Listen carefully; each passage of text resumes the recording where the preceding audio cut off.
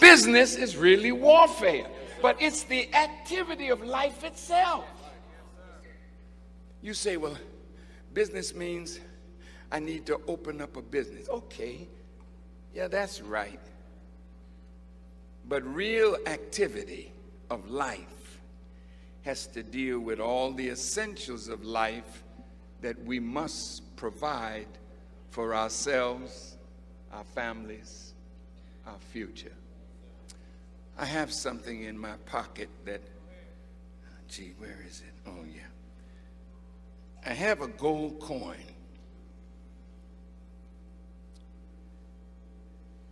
In 1961, I was sitting with Elijah Muhammad, and he took out of his pocket a gold coin. This is 1 ounce of gold, pure gold, okay? Mr. Muhammad put it on the table. He said, one day soon, this gold coin will be the new medium of exchange. White people are moving into the inner city. Some of them knocking on doors. They come with money and they ask you for your gold. Because what they're giving you, I think I got some of that in my pocket. Yeah, I think I do.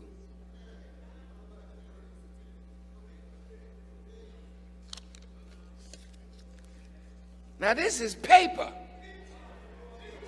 This is not real money. This is real money. Silver as real money. Now you young people, some of the elders in the audience, like myself, this used to be called a silver certificate. How many old people in here know when this was a silver certificate? And you know what it said on the bottom? Pay to the bearer on demand $50 in silver, the real money. This is what you call monopoly money. Oh, you didn't hear me. We're going to do some business tonight. Because business is really warfare. What's about to happen? This week it came out in the news that in 2016, all the major banks are in trouble. It started with J.P. Morgan Chase, Bank of America, Wells Fargo. What makes a bank in trouble? When the value of the paper that they have begins to lose its value, then the bank is in serious trouble. And so are we who have our money in the bank. Now, white people that are in your neighborhood, they're in the pawn shop now, and they're telling you in the window, bring the gold, we got cash for you. They know you don't know that this is losing its value every day. But gold will increase in value. Now this one here, I bought it today, or sent a brother to get it today, because I wanted to use it to explain something. 1 ounce of gold, this little piece right here, is 12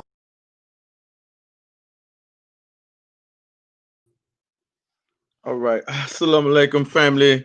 Greetings, family. I'm Supreme X, CEO of Fard Money, where we teach the science of business, the science of money, and the science of warfare. And we also, this is our Tuesday night broadcast, Business is Warfare, where we go in, where we got this subject from my spiritual father, the Honorable Minister Louis Farrakhan. He gave us that assignment in 2016. So when I came home from the federal system, I seen nobody had taken up that assignment. So I said, hey, that's something that I need to get into, because he's been telling us for years to get involved in that, or to study banking, study economics, and study how currency is developed, and to study this. So I took it upon myself and started an organization called Fard Money, me and my brother Leon One-X in 2017. Now we have the tool. We have the tool, and we have found the system to actually fight the international bankers. And that's the title of what we're getting into tonight, family. So we're excited, because when the minister did that lecture in 2016 at Tennessee State University, an ounce of gold was $1,237 per ounce. Now an ounce of gold is almost at $2,020 per ounce, and it's gonna keep going up. So we got a lot of information that we want to get over to you tonight. So make sure you're taking notes. Make sure if you got questions, make sure you post them in the comment section. If you're watching on Facebook, please make sure you go to our YouTube channel and subscribe, Fard Money. We're also on Instagram and Twitter as Fard Money as well. If you're watching on YouTube, make sure you subscribe to the channel and make sure you get the thumbs up and hit the notification bell, so you can get notified every time we go live. Now, family, y'all know that we always do these streams, and we put it around the Final Call newspaper, right?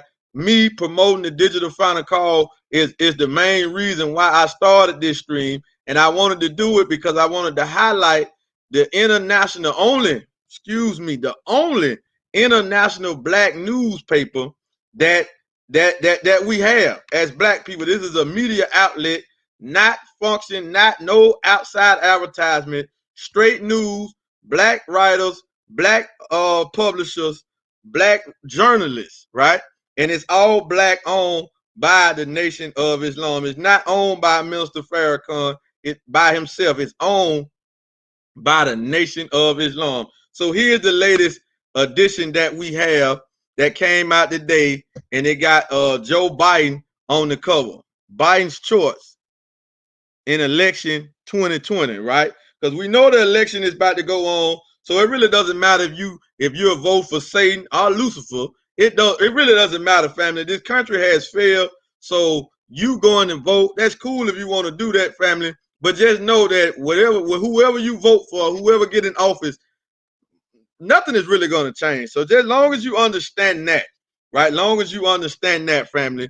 So we have taken this subject, family, and we have taken this broadcast to help us grow economically. That's why we want to do. That's why we do it every Tuesday night. We're here, 10 o'clock Eastern Standard Time, because we want to help us grow economically by us teaching the science of money and gold acquisition, gold accumulation, right? Because gold is money, family. You can go to work for dollars, but that doesn't hold any value in the purchasing power that goes down. So I know this is a hard topic, and it's hard for y'all to receive what we're saying just because we're called Fard Money, right? Just because we have attached money to our brand. And I know that runs a lot of black people away, because that's just a subject that we just don't want to deal with, that we don't have financial literacy. We don't have financial education, and we don't have group economics. We don't have none of that, right? So I wanted to go into this tonight, and I wanted to just show the power of group economics, but I wanted to show us the power is when we listen to a wise man, the Honorable Minister Louis Farrakhan, when he is exposing who the war is actually with. See, we think it's with Joe Biden. We think it's with Donald Trump. Them are puppets. We think it's with the mayor of your town, the governor of your town. Them are puppets.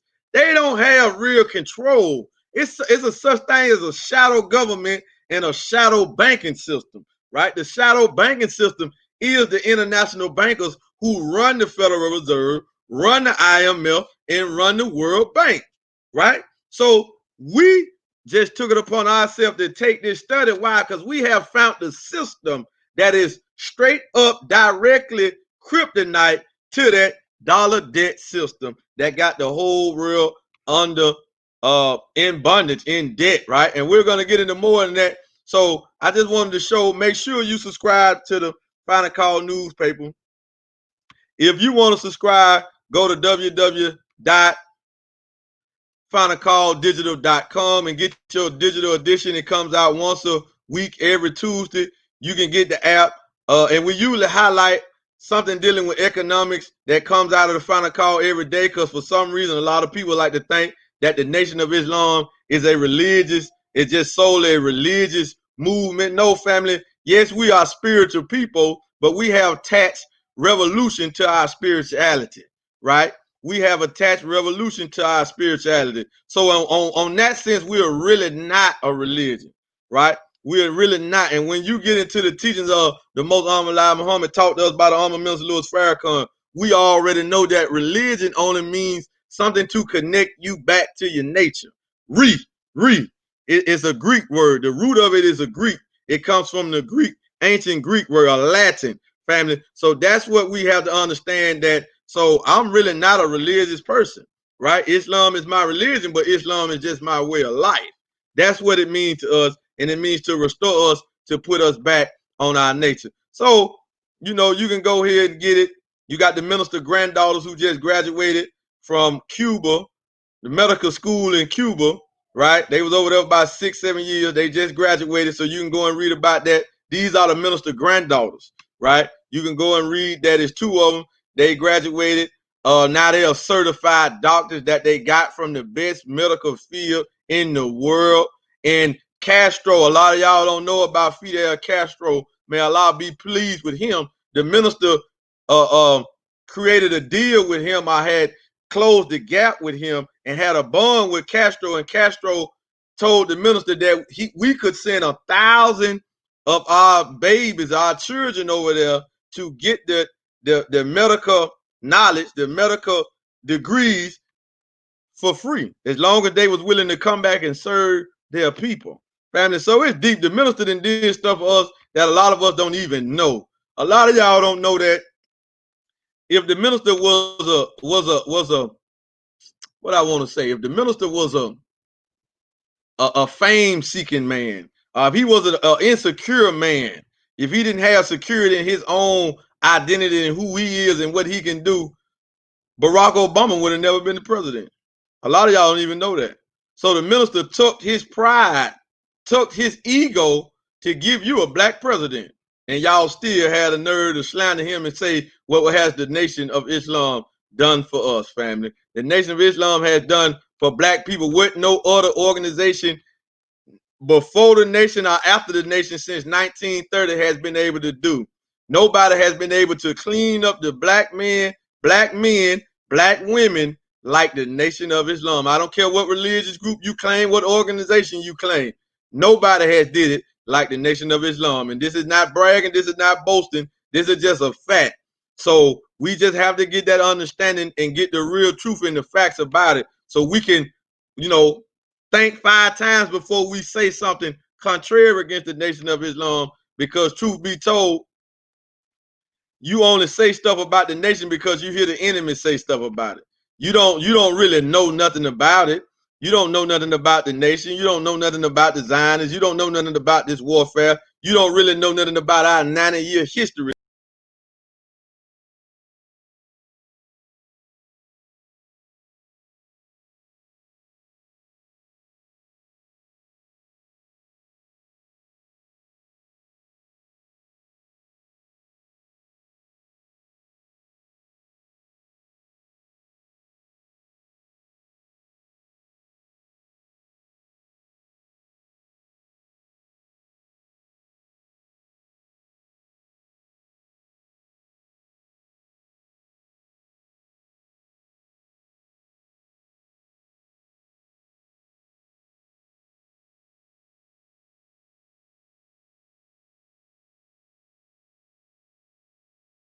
Oh, I'm not going to let anybody say anything, any ill matter about him when I know the power that comes out of his mouth. So, family, let's get into our article.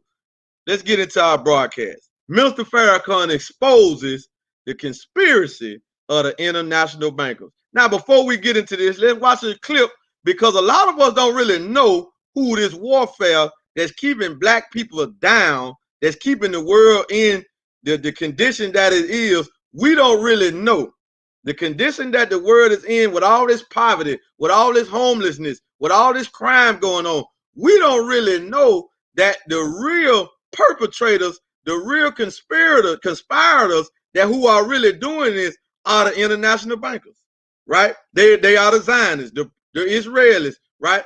It is them, not the religious group of people called Jews who live by the Old Testament, not them, right? We're not talking about them. The Zionists live by a totally different book, but they run the world. This is their world, right? So the minister is always, he's going to be hated because he exposes them. But he told us in 2010 outright who this warfare was against, who the synagogue of Satan was. Now, a lot of us heard it, but a lot of us still didn't know how to act to it. We didn't know how to fight it. We didn't know what. The Federal Reserve, family, they print the dollars that you go to work for. So how are you fighting them? How are you fighting white supremacy when everything you do revolve around a dollar? Why has the minister continuously over the years since 1979 advised us to turn some of our dollars into gold while we can get it? Why did he tell us that? Why did he tell us that the most honorable Elijah Muhammad told him that gold was going to be the new medium of exchange in the future? Why did he say this? I mean, these are just things that we have to think about, right? If Master Farad Muhammad come on the scene to make all things new, where is his money system? The minister say we're at the end of the end. So that means the dollar's finna fall soon. Soon. So if Master Farad Muhammad is on the scene, the most Elijah Muhammad is still well alive and in power. Where is the money system to replace the dollar system? Where is it at? Man, family, we gotta get a grip with this because we don't supposed to be thinking that we gotta die or we're gonna be dead when some of this stuff happens. No, some of this stuff is taking place right now while we are here. Because the warfare is on right now. The war Armageddon started in 1930 on the coming of God, right? That's when the war Armageddon really started on Independence Day, July the 4th. That's when it started. It just, we don't realize that we're at war. We don't really realize it. And now we didn't let the enemy slide into the movement of all black organizations and remove us even concerned focusing on economics. Without money, family, you can't do nothing. You can't get your institutions. You can't take care of the homeless folks. You can't help the prisoners when they come out. You don't have any money. You don't have nothing for them to do. You can't clean up the community. So the warfare in the hood, the fratricidal killing in the community just keep going on because you have nothing to offer. You don't have, where are the institutions? Where are the jobs? Where's something for them to do? Where's a system for them to get into where they can be free? We was brought here in 1555 to work for the enemy. Why are we still working for the enemy? Why do we only depend on the job? But we got supreme wisdom since the coming of God. But you got to have faith. You got to step out on faith. You can't think about a paycheck. You got to think about how much money, what your activity is going to be to generate your own type of income. Why I don't want a job and why I don't have a job? Because I want to be in control of the income and what I make. A job won't allow that. A job restricts that, right? But I always had that entrepreneurial spirit, right? So family, go to the finalcalldigital.com and get your subscription to the Final Call newspaper. You want to donate to Muhammad's Farms, please go to www.economicblueprint.org. If you want to get you a gold savings account and start really fighting white supremacy, really fighting back against inflation that you can't see, fighting back against taxation, get you a gold savings account with us, family. Join our team, Forward Money, and we will show you how to maximize taxes, how to start a business from the comfort of your home, and how to get free. But you're going to have to do some work, right? But the work that you're going to have to do is just marketing money. That's all we do. We market money. Gold is money. Once you understand that, this lecture right here and what the minister's saying will be very easy, and you will see and understand how to fight back if you understand that. So with that being said, let's get into this short clip, and then we're going to get into the main of our broadcast. And you refuse.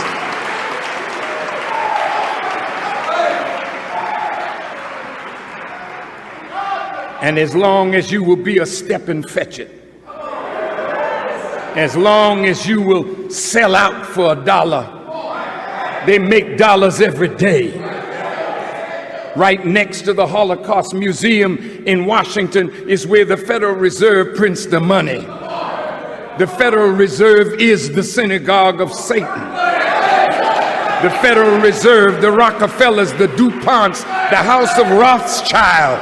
These are the people that have corrupted the entire world. And I am here to pronounce your doom.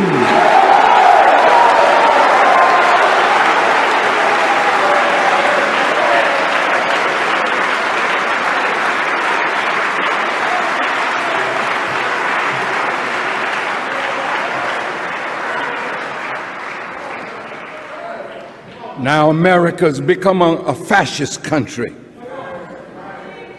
You remember when Senator Huey Long is quoted as saying, when fascism comes to America, it will be called anti-fascism. Fascism is designed and defined as an authoritarian political ideology that combines nationalism with a corporatist economic system. Fascists advocate the creation of a single party. You think that the Democrats and the Republicans are different?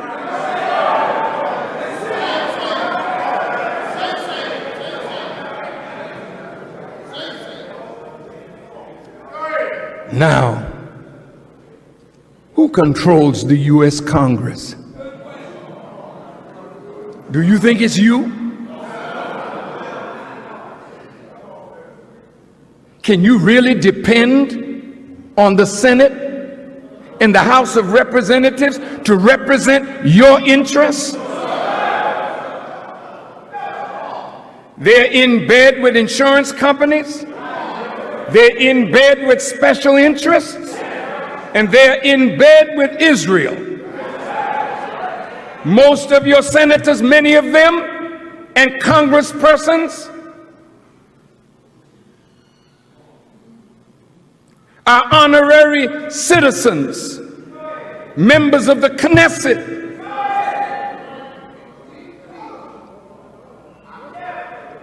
They control America's wealth. President Bush was controlled. There's not a president that is the real power. The real power are those moneyed people. All right, family, that's from 2010. Now we're finna get into a more of a broader lecture. 1995, Savior's Day, 1995, before the historical Million Man's March, right? Right before the historical Million Man's March, Savior's Day 95, titled Jesus Saves. Jesus Saves. But before we get into that clip, family, make sure you're going to the store.final call to get you your books. This is Jews Selling Blacks. One of the reasons that you finna see more broader, more the reason why the Zionists are the so-called Jews hate the Honorable Minister Louis Farrakhan when we play this next video, right? Go and get you definitely need to get all 3 volumes to this book here, right? All 3 volumes of this book here. And everybody black, you should have a copy of this, at least one copy, right? You definitely should have a copy of this. And this is not a book that you read one time and then you put down. I done read this book over 10 times. I done studied this book. I got notes, multiple notes of this book, right? So you definitely want to make sure you get you a message to the black man to unlock everything that the nation is teaching and what the Honorable Minister Louis Farrakhan is doing. You need this book. All right. If you want to go further and to see why the world is collapsing, what's going on in America, why it's happening, and you want to be right in line with Scripture, and you want to be right in line with the fall of the mystery Babylon that's in your Bible, the book of Revelations, go and get this. The Most Muhammad told us in 1973, when this book was published, everything on how this government and how this world was going to fall. And if you want more information to prove to whoever you run into that the Honorable Minister Louis Farrakhan is not anti-Semitic, is not a bigot, is not a hater, is not racist, then go and get this book here, Defending Farrakhan, volumes 1 and 2. Make sure you get it. So let's get into our clip. I don't want to take up too much time. I done already did too much talking because I am not the message. I am just a messenger. I am not the message, right? So let me show you I'm just a little messenger. So let us bring you to the bigger messenger. Here we go, family.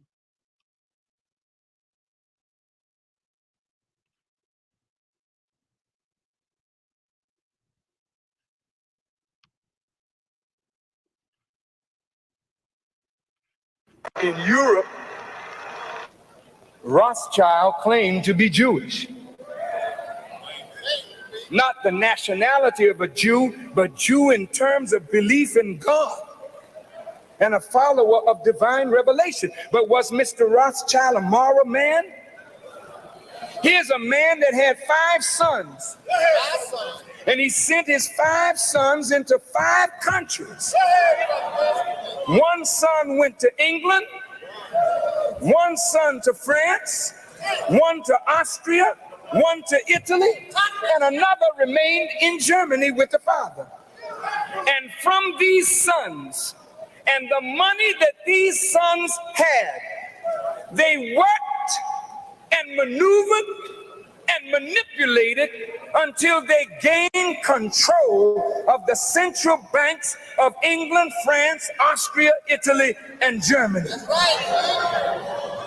The control of these central banks went into the hands of individuals whose interests were not necessarily in harmony with the best interests of that nation.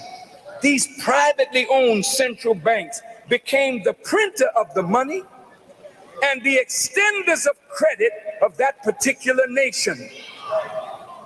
So government and politics, I wish the politicians didn't have to go. I wish the politicians didn't have to go. But I understand you're very busy.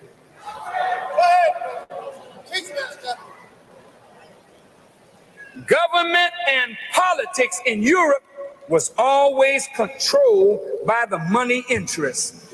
Wars were fought, and in order to fight a war, governments had to borrow money. They borrowed money from these central banks. The central banks waxed rich because they loaned money and charged interest, then took over when one side prevails against the other. And when governments could not satisfy the indebtedness, then some of the natural wealth of that country flowed to the bankers. They would loan money to both sides in the conflict because they really didn't care who won or who lost. I mean, it's hurtful, but a Jew, Rothschild, loaned money to Adolf Hitler. A Jew, Rothschild. Damn it, you better not open your mouth to call me no anti-Semite.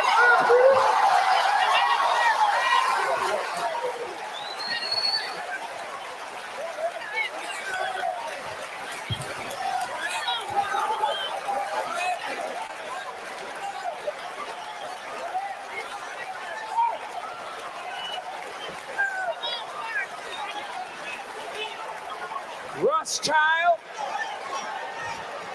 and Paul Warburg loaned money to Hitler.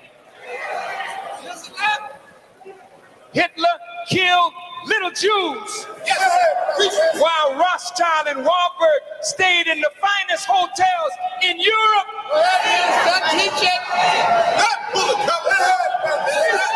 But damn it, if you can't call Rothschild anti-Semitic and Warburg an anti-Semite, then don't you open your mouth against me.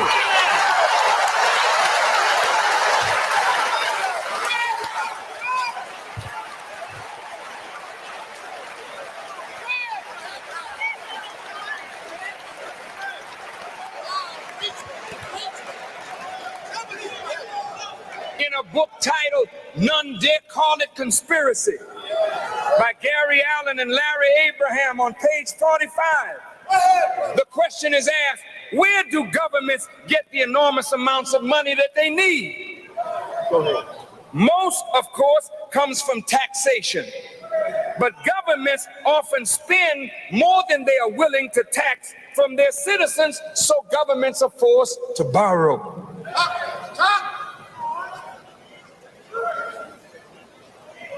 The public is led to believe that the government borrows from the people through savings bonds. Actually, only the smallest percentage of the national debt is held by individuals in this form. Most government bonds, except those owned by the government itself through its trust funds, are held by vast banking firms known as international banks.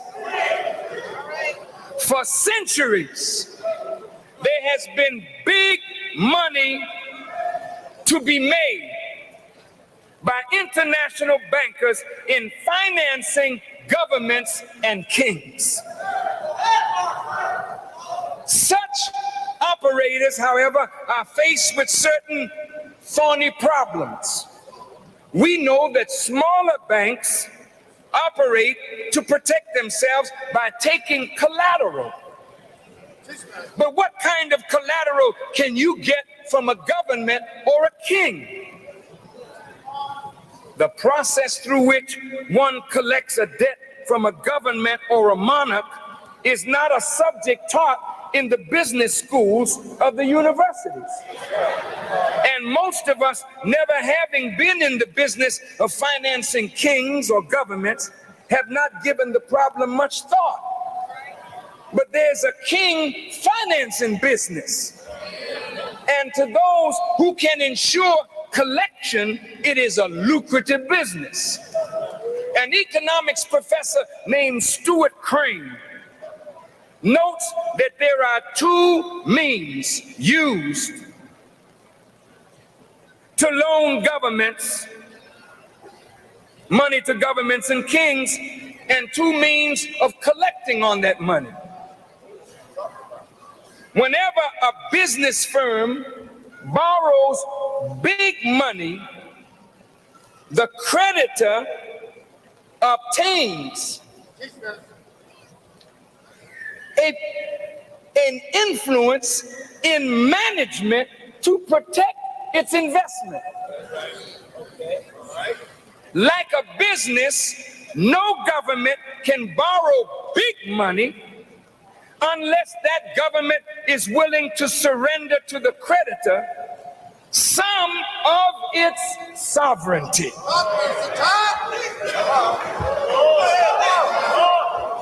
Certainly, international bankers who have loaned hundreds of billions of dollars to governments around the world command considerable influence in the policies of such governments.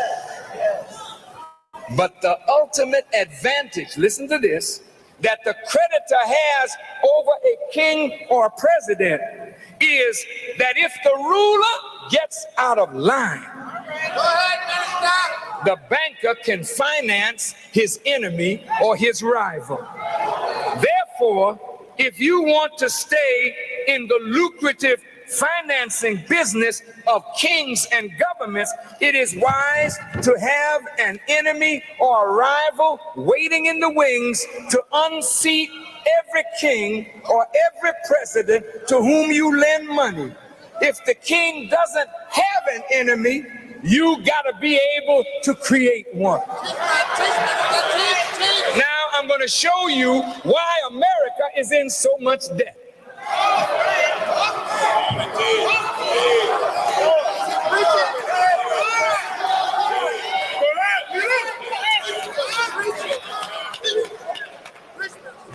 The founding fathers of this nation said they did not want private control of a central bank because to them, such a bank would be the detriment of this democracy. Thomas Jefferson saw a privately owned central bank as worse than an opposing army. Thomas Jefferson wanted to keep America free from those things that led to the destruction of many nations and governments in Europe. And so a privately owned central bank was unthinkable to the founding fathers of this nation, and therefore it was written in the Constitution that only Congress should have the right to print the money and the instruments of credit. The debt of America is so great that greater hardship is now being planned by the government for the masses of the American people in order to make America solvent. Please, wake yourself up now. Come on. Come on. If you got to stand up and breathe, stand up. Stretch yourself. I'm winding this down, so come on. I don't want you to sleep now. Give me some water.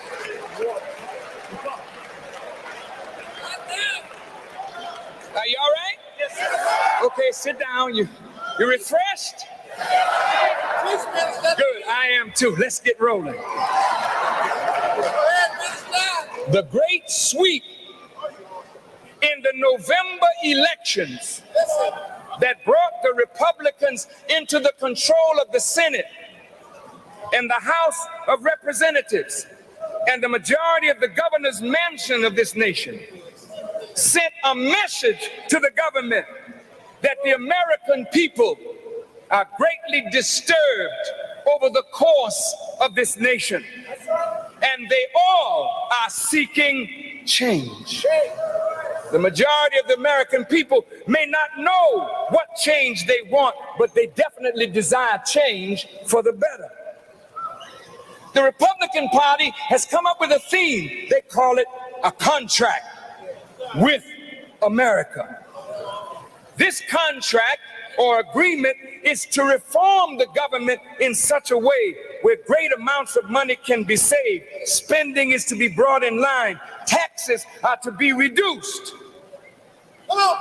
But this contract with America, to many seems, in gangster terminology, to be a contract on America, where the contract says the poor and the weak must be eliminated. There is no way that the Speaker of the House, Newt Gingrich, or Senator Dole, or the Republican Party can solve the problem of the tremendous debt of this nation without exposing the root of this problem and the conspiracy that brought America to her wretched debtor condition. Every home needs a balanced budget. Teach. A balanced budget means that we do not spend more than we take in or have debt greater than our ability to handle without over borrowing that will destroy the economy of our homes. That's right. Serious financial problems are at the root of most of our domestic quarrels. The tremendous stress on the breadwinners in the American family is such that this stress leads to spousal abuse. Women abusing the men abusing their wives, the abuse of the children, the breakup of the family. So balancing the budget at home is one of the keys to a stable family environment. Since this is so in individual homes, it is also true in the larger context the country, the nation called America is going toward $5 trillion in public debt. This debt is so great that in order to balance the budget, such drastic cuts have to be made that the poor and the weak will suffer the most. So this contract with America is a contract on America's poor. Even the thought of raising the age level at which time the elderly will receive Social Security to 70 years of age is a sign that the Social Security of those who have paid into it is in deep trouble. That's right. That's right. The government, if it raises the age limit to 70, is betting that most of those who paid into this fund will never live to see 70 years of age, and therefore Social Security will not have to be paid. Thank you.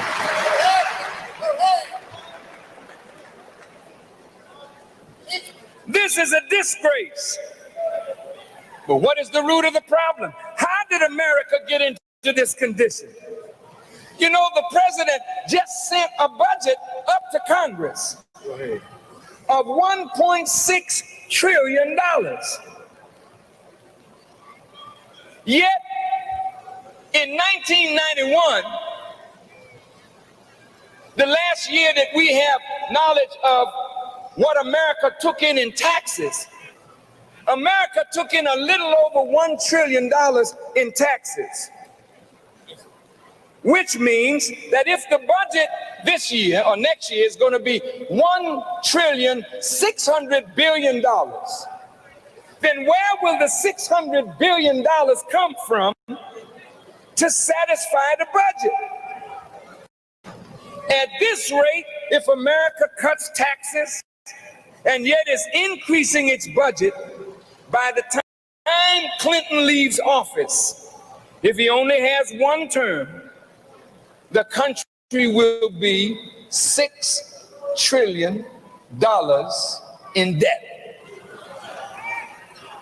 At $4 trillion in debt, to pay the interest on that debt in 1991 was $288 billion, nearly 1/3 of what the government took in taxes. If the debt reaches $6 trillion, practically every penny that comes in tax revenue will have to be paid to service the debt, which technically means that the country will be bankrupt. That's right. That's right. This condition of great debt has placed America at the mercy of those to whom she is indebted. On page 47 of this same book, They Dare Call It Conspiracy, by Gary Allen and Mr. Abraham, it reads, listen, quote, since the keystone of the international banking empire has been government bonds, it has been in the interest of these international bankers to encourage government debt. The higher the debt, the more the interest. And nothing drives governments into debt like a war. And it has not been an uncommon practice among international bankers to finance both sides of the bloodiest military conflicts. For example, during the Civil War, the American North was financed by Rothschild through their American agent, August Belmont. And the American South was financed through the Erlangers, who were Rothschild's relatives.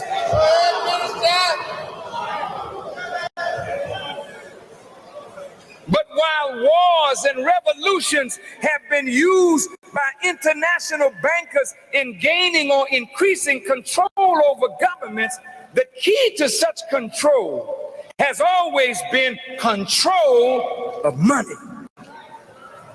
You can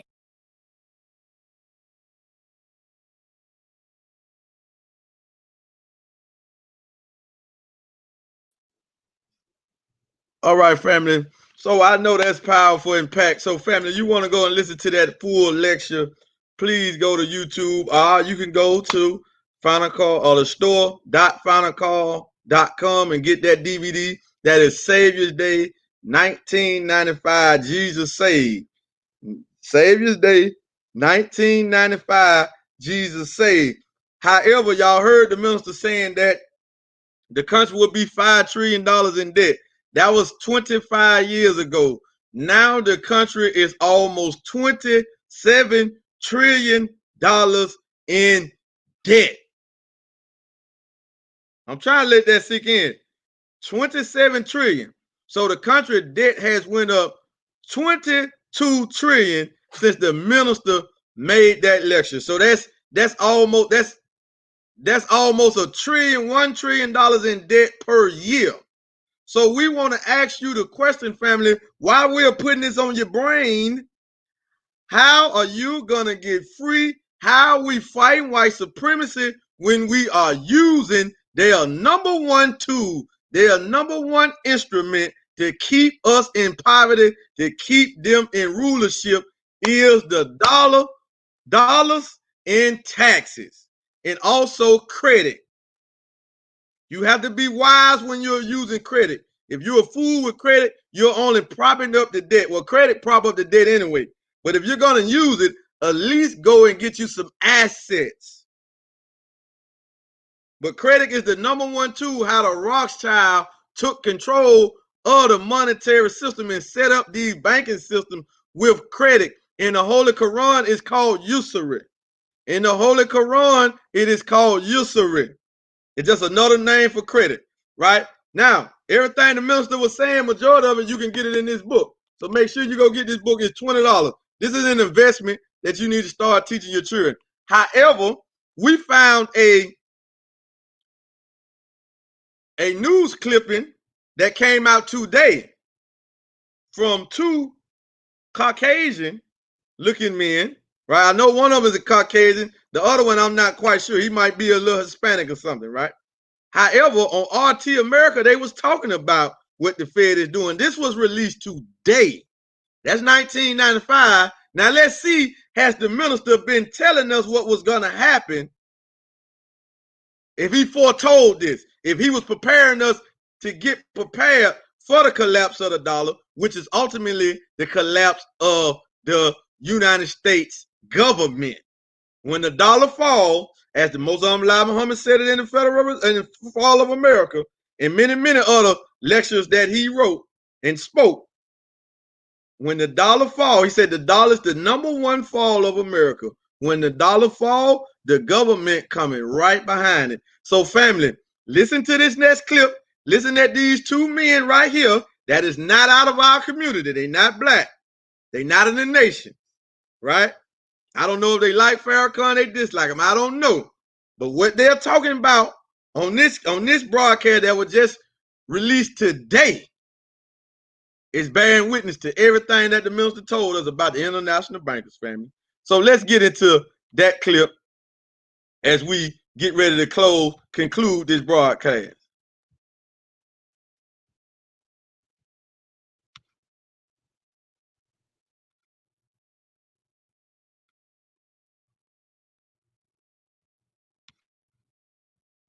And also kept you apprised of all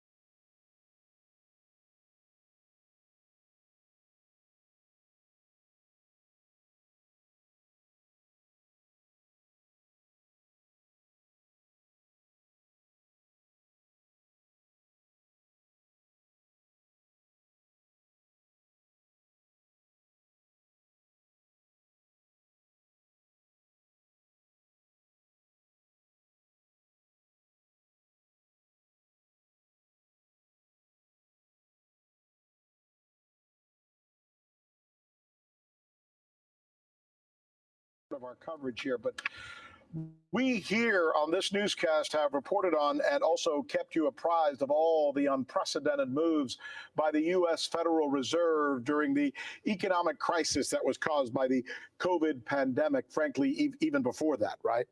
So we reported on how the Fed was mysteriously lowering interest rates while we, the American people, were being told that the economy was strong and there was no need for any artificial stimulation. The stimulation occurred anyway. We reported when the Fed began pouring tens of billions of dollars into the U.S. banks on a daily basis under something called repos. Again, it happened when the economy was strong and there was no apparent need for an artificial infusion. The infusions happened anyway. That was before the pandemic. Now I want to give you a new number. Are you ready? $3.5 trillion. You see, since the economic collapse, there has been pretty much Katie by the door at the Fed. Interest rates went to zero, and by the end of this year, it's projected that the Fed will have created $3.5 trillion in government securities. That is new money, printed, as many often say, completely out of thin air with nothing to really back it up. But wait, there's more. Now we're learning that the Fed is printing money, not just at the behest of the American economy, but now also at the behest of economies all over the world. This is new. The Fed has always resisted becoming the world's lender, but now it appears that's exactly what it is doing. They say it's a response to the COVID-19 pandemic, and the loans are only being made in the form of swap lines to countries that we're friendly with. For example, countries like Russia, Iran, China, Venezuela, Cuba, they get nothing. South Korea, Mexico, Singapore, Brazil, they're getting funds. Why is this happening? Well, did anybody, by the way, check with you as a U.S. citizen? It's your money, really, that they're printing or creating or whatever it's called. Did Congress even know that this is happening? Does the president know? Did he approve of this? And what's the real reason for it? We're going to drill down on this right here on the News with Rick Sanchez, where we believe this is the type of story you need to know about because it's time to do news again.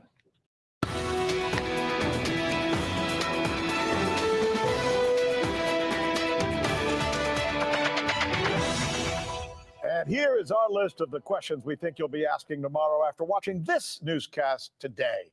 The Fed is becoming the world's lender of choice. Did you even know that? What caused a massive blast in Beirut that has damaged an entire swath of the city? And who really provided the information for the infamous Steele dossier? We now know. All right, let's start with this. Just how much money can the Fed print? How much? First, it was the mystery drop in interest rates. Then it was the tens of billions and every single day in repo money to the banks. Then came what? The national economic crisis. And now the world is the Fed's recipient of created money. The world. Where's this leading? Joining us now to discuss this is Daniel McAdams. Daniel is the executive director of the Ron Paul Institute, which is a longtime critic of the Fed. Mr. McAdams, so we've had these conversations before. It seems almost remarkable that we've come to this now. First, it was, I think you heard the figure I gave, $3.5 trillion, that after lowering interest rates. And now, essentially, the bank to the world, the Fed is. Our bank, our Fed. What do you make of this? Well, you captured it very well in the introduction, Rick. You know, unfortunately, like many COVID patients who succumb to multiple comorbidities, the U.S. economy before coronavirus hit also had several comorbidities that it was suffering from. Endless bubbles. We saw it in 2008. That bubble is coming to fruition again. And we saw at the end of last year, as you pointed out, the carry trade with other banks. So the economy was already very, very ill. The COVID virus hit, and like a lot of patients, it's really threatening to kill the economy entirely. The Fed has a magic button, however, which is printing money out of thin air. And thus far, as you point out, it's done it to the tune of about 3 million here domestically. And how many billions, hundreds of billions overseas that it's lending. It's ironically, it's actually seeing the death knell of the U.S. economy as some sort of an energy drink for the Fed to enable it to expand all over the entire universe. It really doesn't make any sense whatsoever. Now, it's funny. You did something I do all the time. You said 3 million. I know you meant 3 trillion.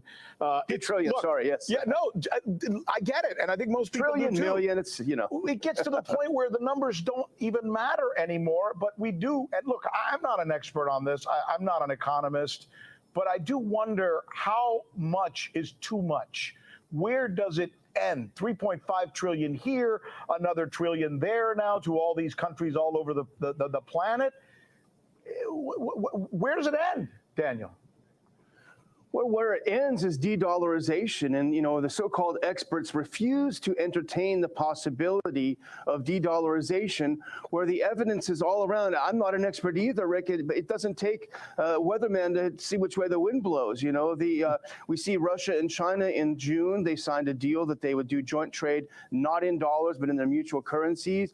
We saw, I think, a 40% decline from March until May in the use of U.S. dollars for trade overseas. The world is de-dollarizing, just as the Fed is sort of obliviously wandering around throwing money around. This is happening. It's because the Fed is not the lender of last resort. The Fed, especially with Corona here, has become the lender, full stop. And then it's extraordinarily dangerous. And I'm glad you pointed out, you frame it in terms of the American people, because we're going to be left holding the bag when this whole thing goes down in flames. Now, let's try to understand this. So we've decided, or somebody has decided for us, that we're going to print money. Our money belongs to you, me, and everybody else who's watching this newscast who's a citizen of the United States. And we're going to give it to other countries, hoping that money can help them recover. I guess I'm wondering to what end? How does that help me as an American? Does it?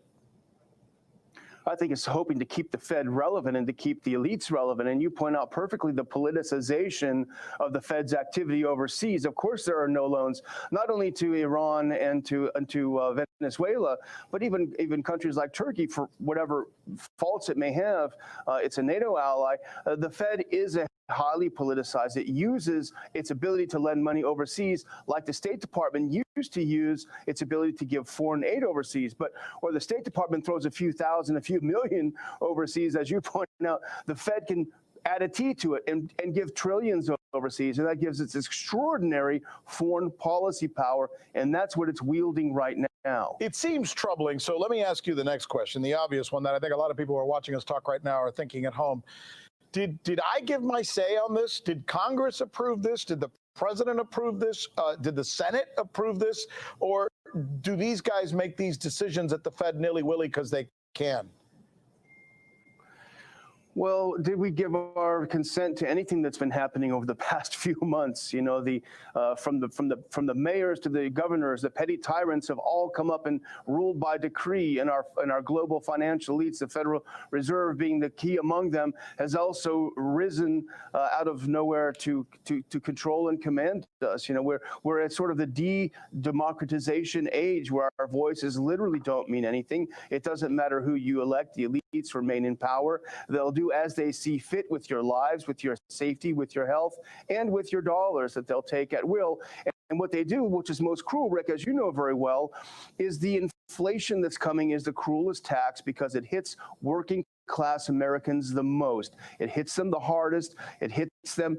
We're having a wave of evictions in the U.S. now. The dollar, you send a few trillion out to Americans, they get $1,000. They think that things are going well. They're going to be paying 30 or 40,000 for that 1,000 they get in inflation and in other ways. So it really is a disaster. Nobody asked us.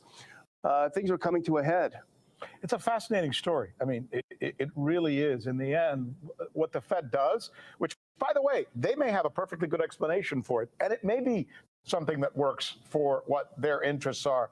But I got to tell you, it seems like it's not a part of representative democracy, at least not the type that most of us as Americans signed up for. Daniel McAdams, as usual, I thank you, sir, for taking us through this explanation.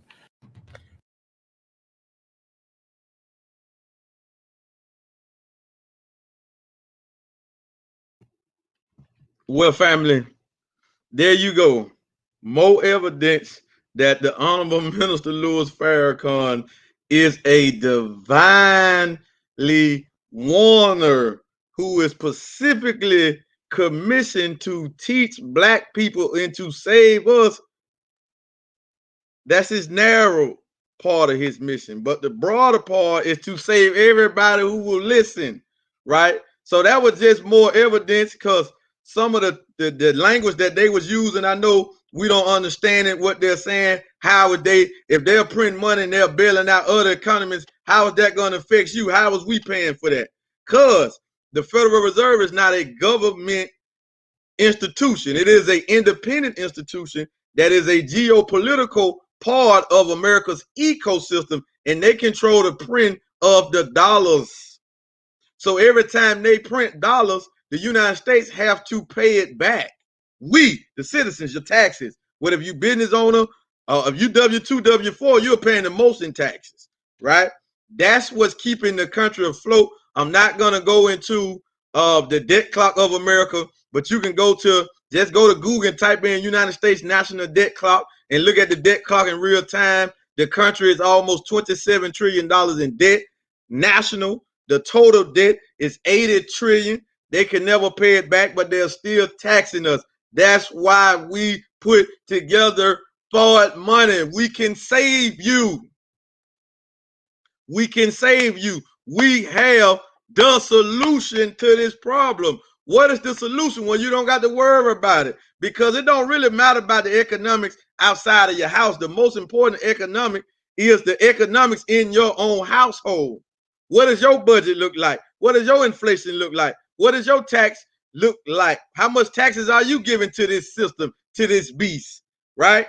Are you preparing a future for your children? Are you preparing to survive?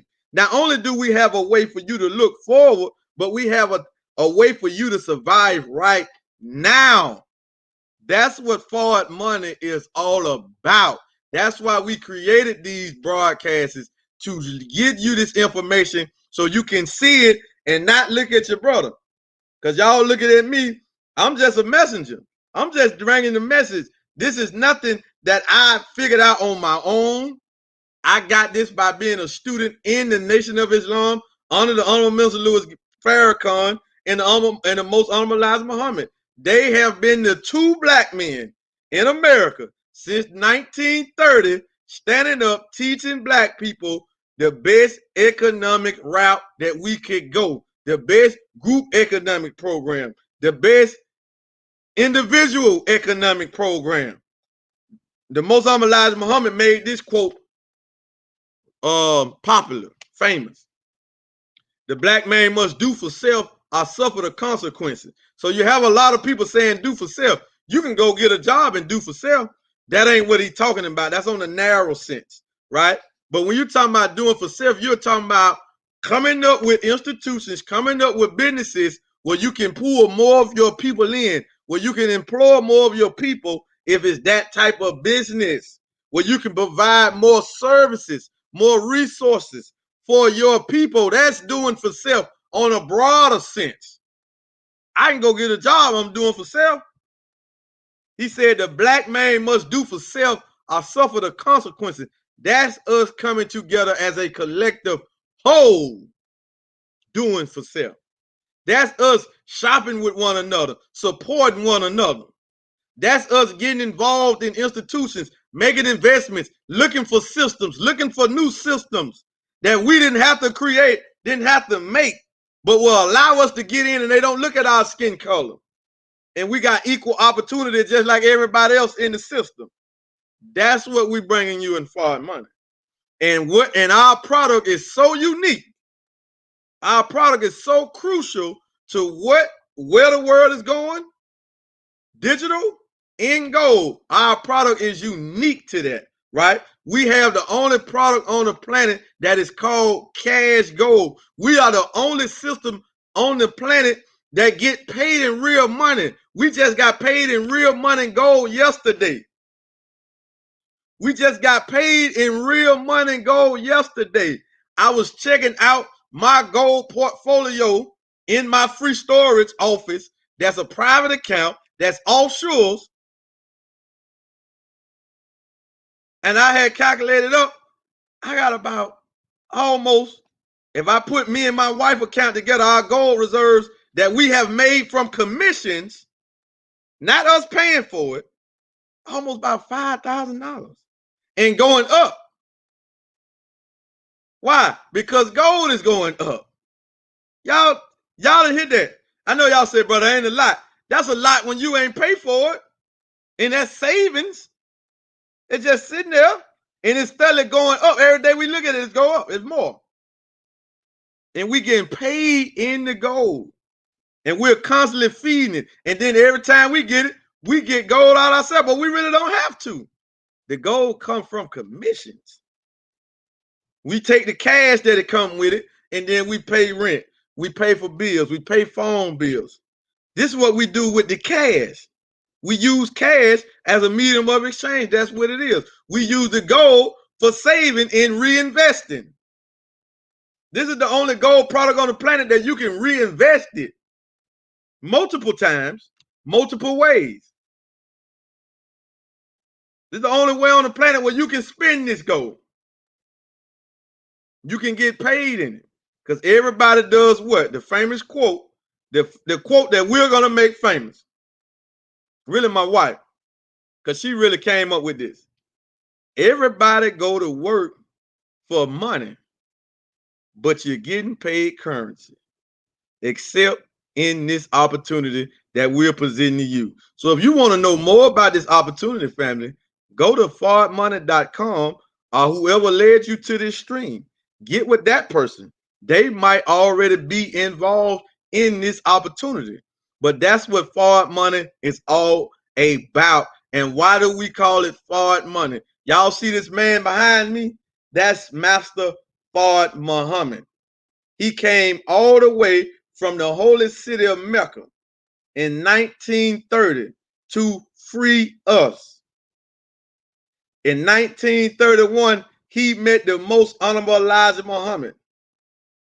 And all of this science, these science that I'm telling you about gold by the international bankers, this way it come from this man. It don't come from the most honorable Elijah Muhammad. It don't come from the honorable Minister Louis Farrakhan. They are just an extension of this knowledge, of this supreme wisdom. They are just an extension of it. Master Fard Muhammad came and brought us gold was money. That's why you see right there, $100 in gold for the person who works this problem. That was in 1934, family. $100 in gold back then was more than 3 ounces of gold. 3 ounces of gold today is over $6,000. This is in our lessons, our supreme wisdom lesson. This is a problem out of the problem book that he brought to us. He brought us a bottle of knowledge, a bottle of wisdom called the supreme wisdom lesson. This is a quote. One of our brothers made a gold card in carat bars, put him on it, and put this quote on it. And there's something else on the other side of it. But this is the quote. $100 in gold. This is Master Fard Muhammad talking. This is the man who brought this science. That's why with this broadcast tonight, we wanted you to see him everywhere you look. We wanted you to see this man because now his vision that he talked to the Most Honorable Muhammad is coming a reality. He said when he was 6, he saw himself pushing the international bankers into a lake of fire. The DuPont, the Rothschild, the Warburns, the Rockefellers, the wealthy elite that are disguised under the two names that they go by now, Israelis, Zionists. The ADL, the Southern Poverty Law Center, this is why they hate the nation so much. This is why they want to keep you away from the nation of Islam, because we know their real identity, we know their history, and we have the solution, the kryptonite to their scheme, their scam. God can't come on the scene and he don't expose Satan fully. Before Master Farad Muhammad left, he had exposed the enemy fully to the Most Honorable Elijah Muhammad. And before the Most Honorable Elijah Muhammad left, he had exposed and taught this knowledge to the minister. Now the minister is on the scene, and he is nobody on the planet know this enemy better than the Honorable Minister Louis Farrakhan. Nobody. He's a man that can't be bothered by this world, family. So that's why we wanted to highlight this tonight with this broadcast, the conspiracy of the international bankers. The minister then broke it down and exposed it all the way to its core. So we can watch a lecture from 1995 and then look at a news clipping of two Caucasians bearing witness to what the minister said 25 years ago. Y'all got to understand, we got to understand that the minister is a divinely guided man. He don't use idle words. There's no idle in his talk. Every word he say needs to be studied. When he say a sentence, you need to study the sentence and ask yourself, why did he use this word? Why did he say it like this? Because there's a message in it for you, for me, for our future, for we can get through it. If we listen to him, we can navigate through this world, through this crisis, through this warfare, unscathed, without losing a limb. His job is to get everybody on the other side safely across with the less bloodshed as possible. And I know some of y'all, man, let's just go to war. For what? Why we got to do it like that? You can't beat the enemy with weapons. You got to beat the enemy with thinking. You got to outthink the enemy. So with that being said, family, go get your digital final call, donate to Muhammad Economic Blueprint, and set up you a gold savings account. We will see y'all on the next live stream, the next broadcast. Assalamu alaikum, salam, peace.